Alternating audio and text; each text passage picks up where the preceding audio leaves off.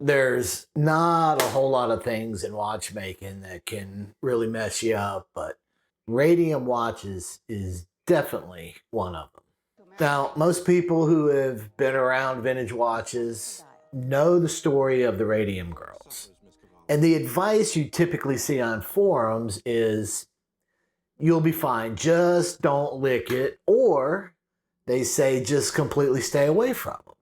So I thought I would approach this important subject with a lot of science and a little bit of common sense.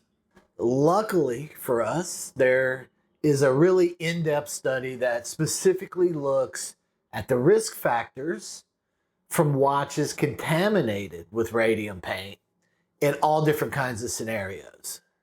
So give me about 10 minutes and I promise you that you'll see radium watches in a whole new light.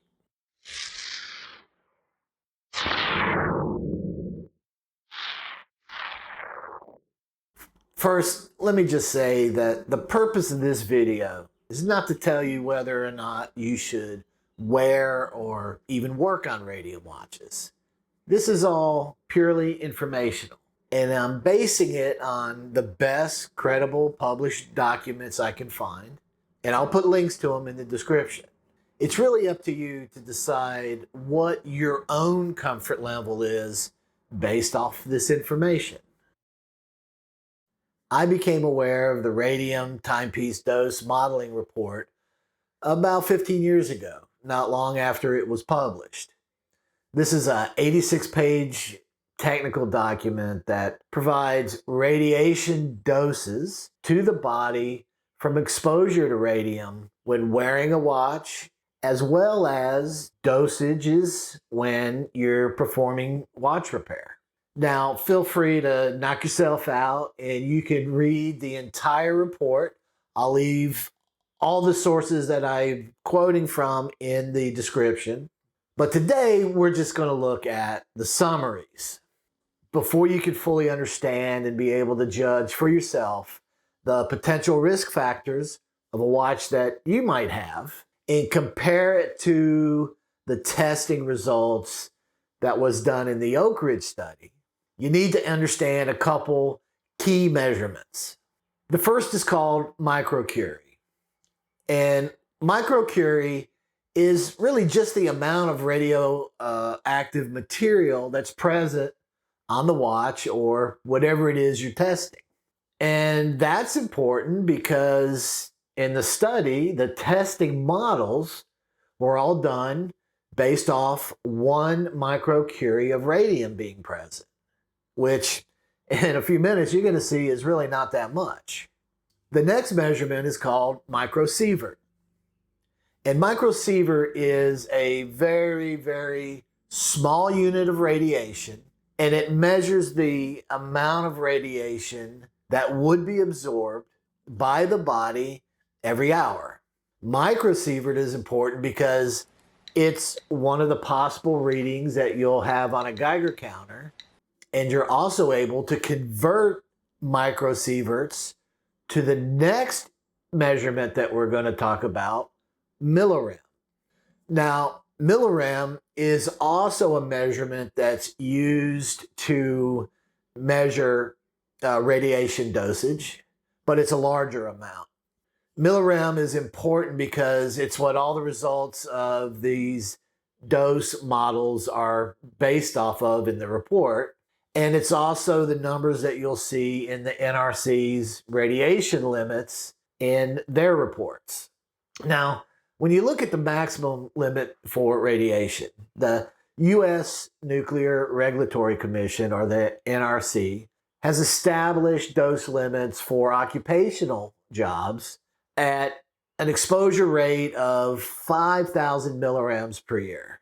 These are the limits set for people who work in the nuclear industry, like nuclear medicine, nuclear power plants, nuclear energy, things like that. Now, this NRC study also shows that the average yearly exposure to radium is about 620 millirem for anybody living on the earth. And this is from all sources, including food, the environment, and products that use radiation like smoke detectors and x-rays. And here is where you have to decide your own comfort level. You have this government agency whose sole purpose is nuclear energy, saying that 5,000 millirems per year of whole body exposure is still considered safe. So the question you have to ask yourself is, how close to that 5,000 millirems a year are you willing to get? Now, when you're talking about exposure from a watch that is worn, there's two types of exposure that you have to consider. The first is shallow dose, which is where your watch is being worn, and it's the shallow tissue exposure, okay? Now, the second factor is what's called effective dose. And effective dose is the radioactive exposure to your whole body and to your internal organs. And this is the one I'll be focusing on because it's this type of exposure that the NRC's occupational maximum is based on. In the Radium timepiece report, the effective dose when wearing a wristwatch that has 1 microcurie of radium on it is 61 millirems per year.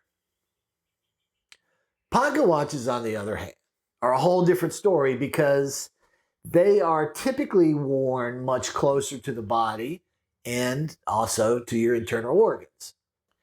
In this same model, we can see that the pocket watch has an effective dose rate of 480 millirems per year. Now, it's also important to note that there's two variables that are calculated into these models. The first is that this particular model is based on actually wearing a watch for 16 hours a day, every day for a year. But these numbers are based on there only being 1 microcurie of radium present, which is not very much, as you're going to see in just a minute.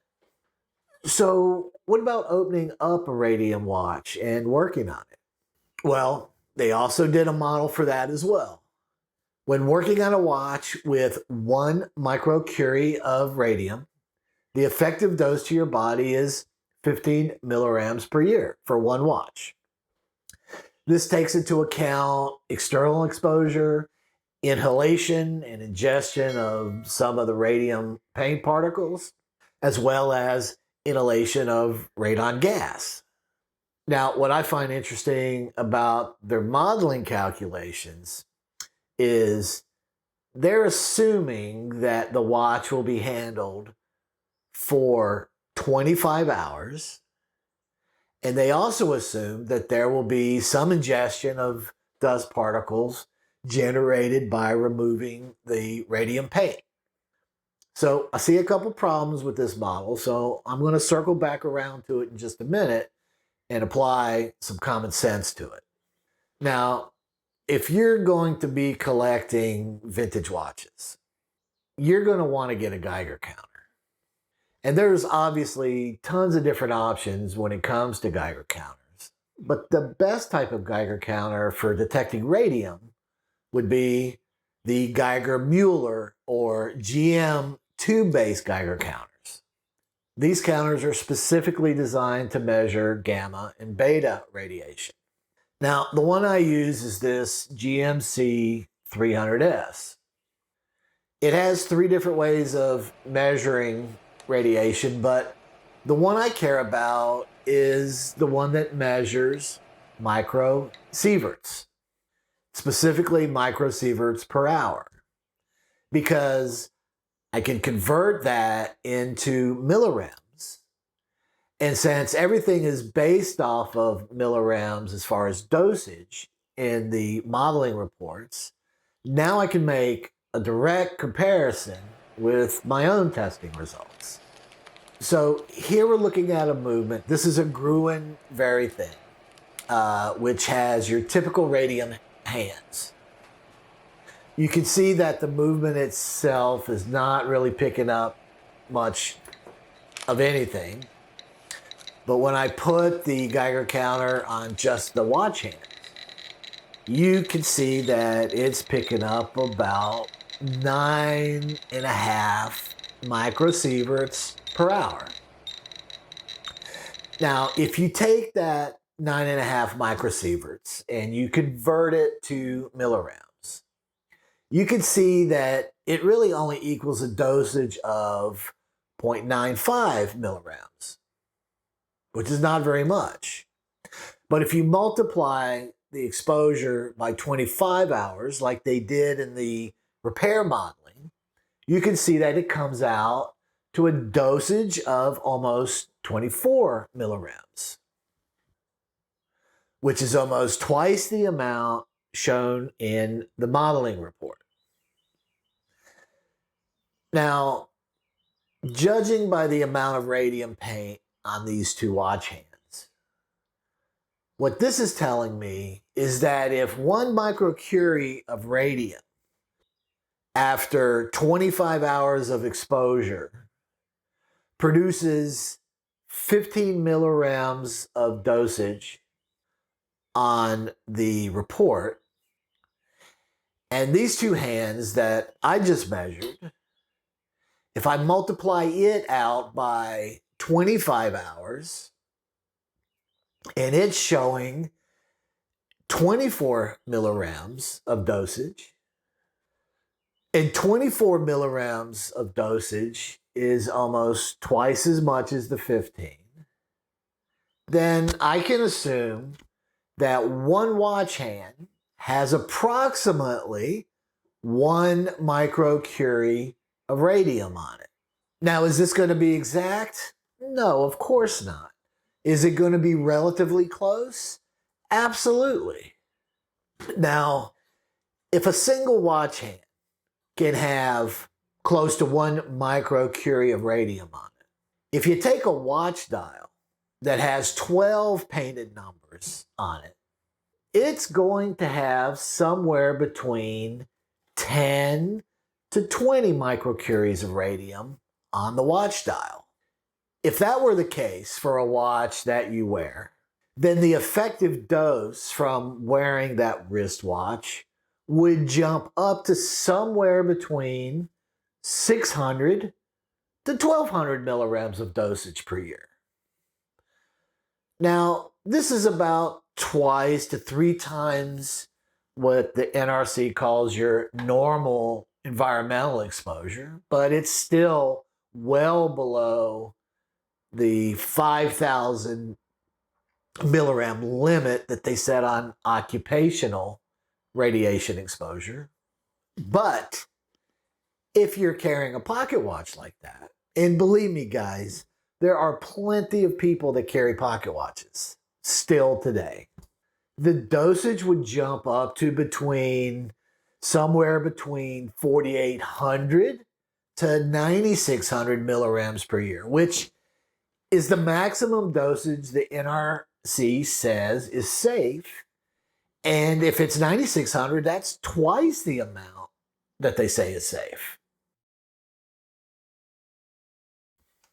Now, to remove radium paint from the watch hands, the way I do it is pretty simple, and I think it's very safe.